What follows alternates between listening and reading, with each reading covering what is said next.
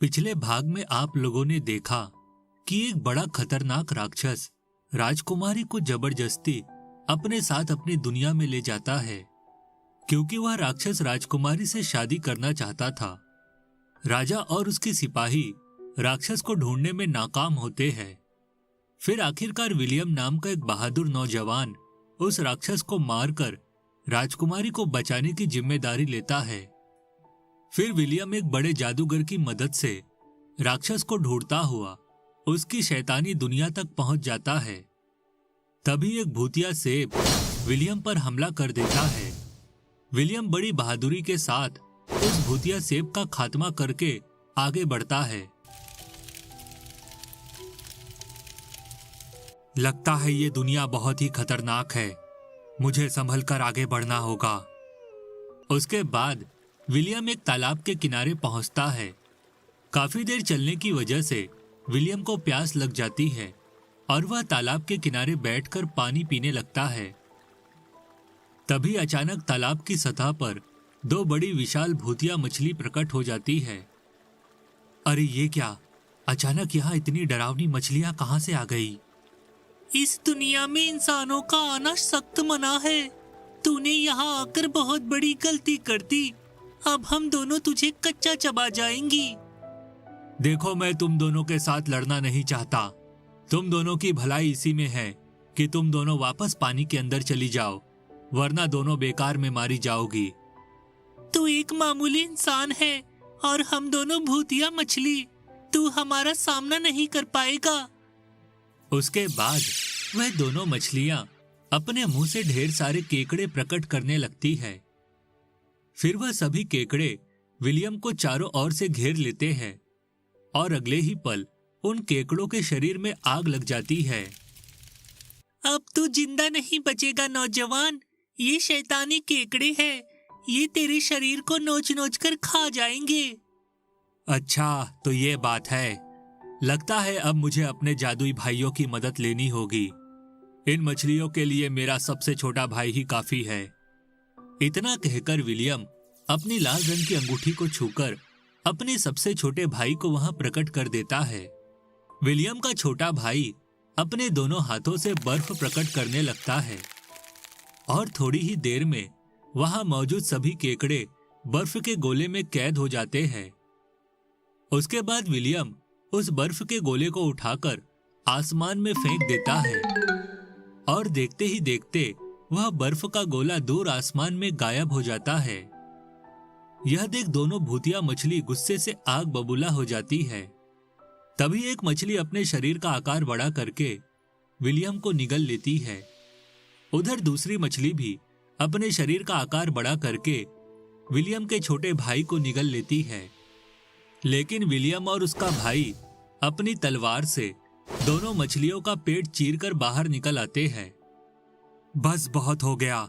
इन दोनों मछलियों ने मुझे बहुत परेशान किया है। अब मैं इन्हें नहीं छोड़ूंगा।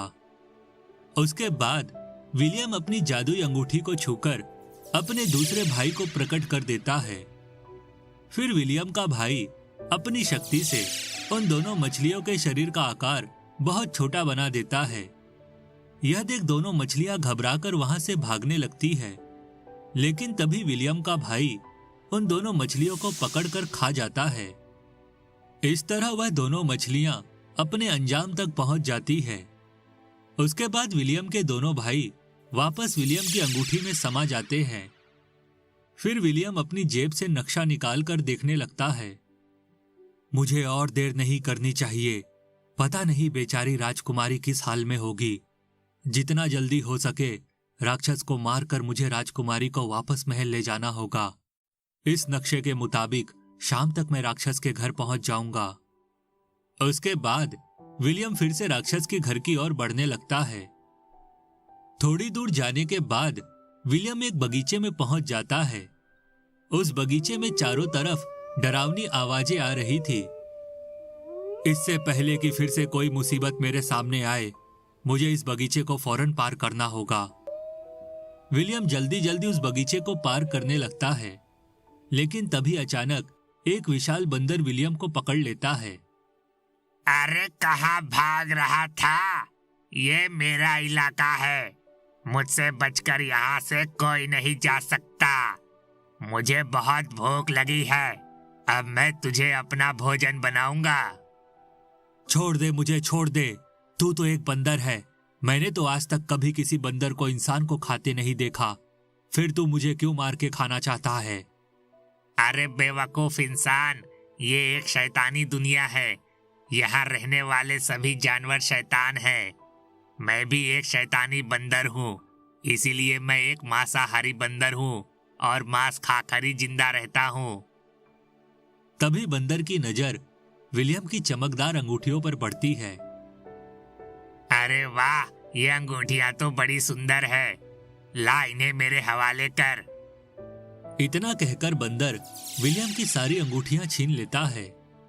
उसके बाद बंदर विलियम को रस्सी से बांधकर उसे अपनी गुफा में ले जाता है और वहां रखा एक बड़ा सा चाकू उठाकर उस पर धार लगाने लगता है। सबसे पहले मैं तेरा सीना फाड़कर तेरा दिल बाहर निकाल लूंगा। उसके बाद तेरे दिल को गर्म तेल से भरी कड़ाही में तलकर खाऊंगा। इस तरह मैं रोज तेरे शरीर का एक एक हिस्सा खाऊंगा।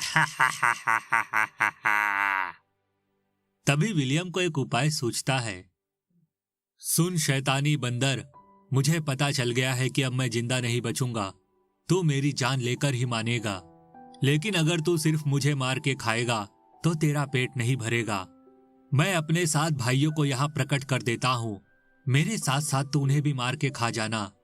वैसे भी मेरे मरने के बाद मेरे 7 भाई कभी इस दुनिया में वापस नहीं आ पाएंगे। क्या कहा? तेरे 7 भाई? लेकिन तू उन्हें यहाँ कैसे प्रकट करेगा? मुझे मेरी सारी अंगूठियां लौटा दे। मैं अभी तेरे सामने अपने 7 भाइयों को प्रकट कर दूंगा, क्योंकि वह सभी इन अंगूठियों की शक्ति से ही बाहर आते हैं। यह सुनकर बंदर खुश हो जाता है और विलियम को उसकी सारी अंगूठियां लौटा देता है। विलियम फौरन अपनी लाल रंग की अंगूठी को छूकर अपने 7 जादुई भाइयों को वहां प्रकट कर देता है। उन 7 को देख बंदर खुश होकर उछल पड़ता है। तूने सही कहा था। अब तेरे साथ मुझे तेरे भाइयों का भी मांस खाने को मिलेगा। मेरा आज का दिन तो बहुत ही अच्छा है। तभी अचानक विलियम के 7 भाई अपनी तलवार निकाल लेते हैं। दूसरी तरफ विलियम के हाथों में भी उसकी जादुई तलवार प्रकट हो जाती है। मुझे मेरी अंगूठियां लौटाकर तूने बहुत बड़ी गलती कर दी मूर्ख बंदर। अब तू जिंदा नहीं बचेगा। मैं और मेरे 7 भाई मिलकर तेरा खात्मा कर देंगे। मैं मूर्ख नहीं हूँ, मूर्ख तू है। तुझे मेरी शक्तियों का अंदाजा नहीं है बेवकूफ। ठहर जा, मैं अभी तुझे अपना कमाल दिखाता हूँ। उसके बाद बंदर अपनी गुफा में रखा एक जादुई फल खा लेता है और अगले ही पल उस बंदर के शरीर से 7 बड़े बंदर बाहर निकल आते हैं। फिर उन सभी बंदरों के हाथों में बड़ी बड़ी तलवारें प्रकट हो जाती है। तो अपने आप को बहुत चालाक समझ रहा था ना, लेकिन अब तेरी सारी चालाकी धरी की धरी रह गई। अब तुम में से कोई जिंदा नहीं बचेगा। अगर आप इस कहानी का अगला भाग देखना चाहते हैं तो हमें कमेंट करके जरूर बताएं।